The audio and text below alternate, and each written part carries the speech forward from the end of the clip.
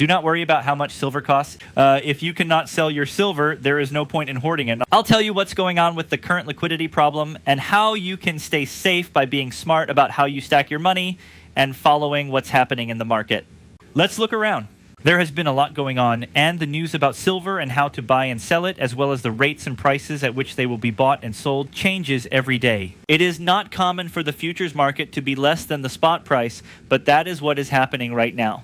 These days, though, the market is full of strange events, so we need to be flexible. I've talked about this a lot on my show, which is why I think it's important to spread your bets, even if you're only doing silver.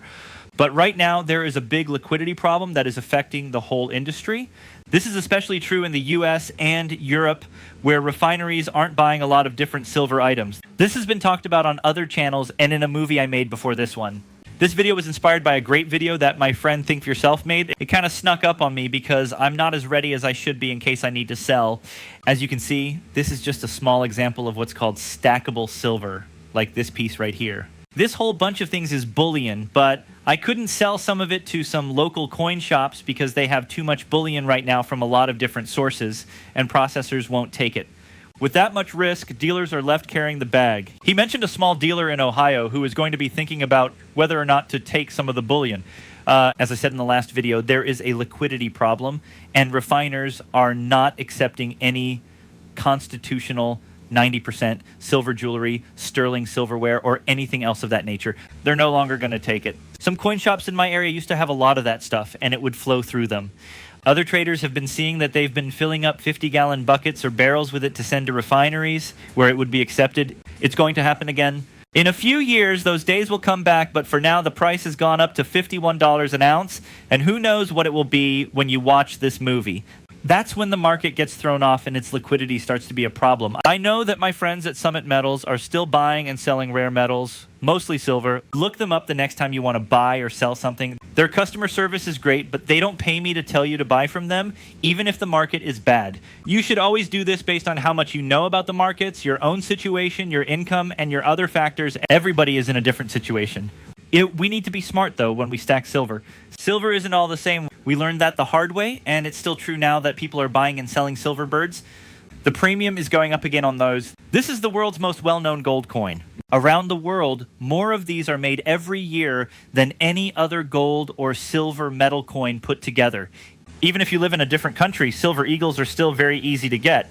But you should pick the coin that people in your country use the most. That's right, that is, if you are in the UK, it could be either Britannias or maple leafs. If you're in Canada or the US, maple leafs are also very liquid. A dealer told me that it's birds and maple leaves. They are most interested in that, and if someone wants to sell it, they will get the most money for it. Because of this, we've learned that if we only build silver, it will be dull. You should know that I have a lot of birds and maple leaves. I still believe in constitutional metal, though. It's just not liquid at this time. That is the sad truth, because they've been flooded. Because of this, you can buy it very close to the spot. It has been that way for a while. That's why I believe that if you want to collect something, you should do so with constitutional silver. Don't lose that coin. Do not sell it. Now is not the time to sell it, as you will lose money. You might not even be able to sell it. Who would have thought that one day we might not be able to sell constitutional silver in the US or world spending silver in your countries? That's a pretty good chance.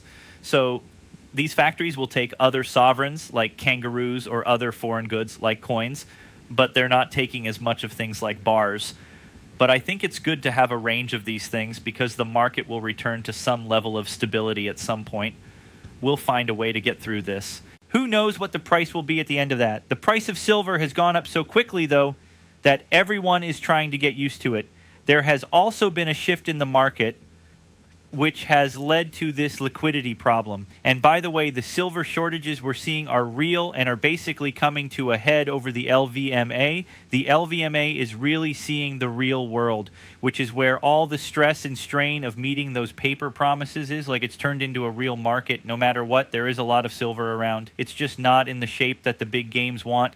It's not really cool to stack silver bars right now for those of us who do that. It's strange because you'd think this stuff would be a lot easier to work with than even gold coins worth 1 ounce. But that's not true, or at least that's not how it seems.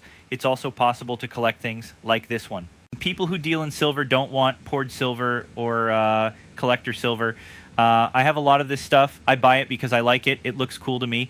I think I paid close to spot price for this piece. I'm going to buy that cool stuff. It's possible that I won't be able to sell it now, though. I'm stuck now. The bag is not in my hands. I only have the silver in my hand. That's fine with me since I don't need to sell right now. But it can become a problem in the future if you stack things, or even more so if you collect things. Silver collectors are in a lot of trouble, and I have a lot more silver or other collector items like this than eagles right now. That's because silver is an out-of-style bullion. Should I change my plan and put more eagles on the board? I'm not sure. Also, I think it's good to be able to do a lot of different things. You also need to be able to change with the times. I have enough silver eagles that I could sell them all if I needed to in a time of stress, not having enough money or something else. But I believe that being flexible is the best way to get ready.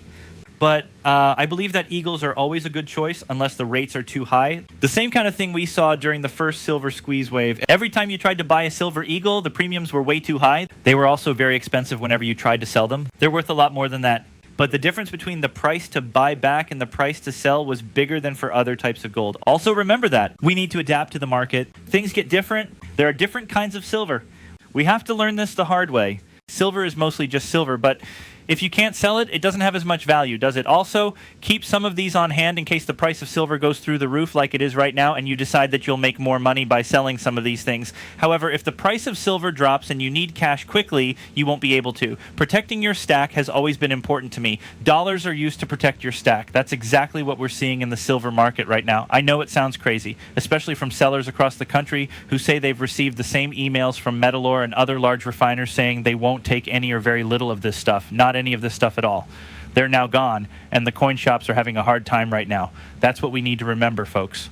The idea and understanding is that just because the price of silver is high doesn't mean that some of the silver you may have in your hands will be worth more. This is how we're getting it out. We need to make the most of the situations we have and are in. There will also be other ways for you to get rid of the business. The other way you can protect yourself is in the same way. Because there's no way that local coin shops will have to hold on to all this silver if manufacturers won't take it. It's still possible to find other ways to sell real stuff like this. You can, of course. One way is to call a store like Summit Metals, which will still take this stuff. It's also possible to do business with other people. And there are some risks that come with that in other ways. Know what the risks are before you do it.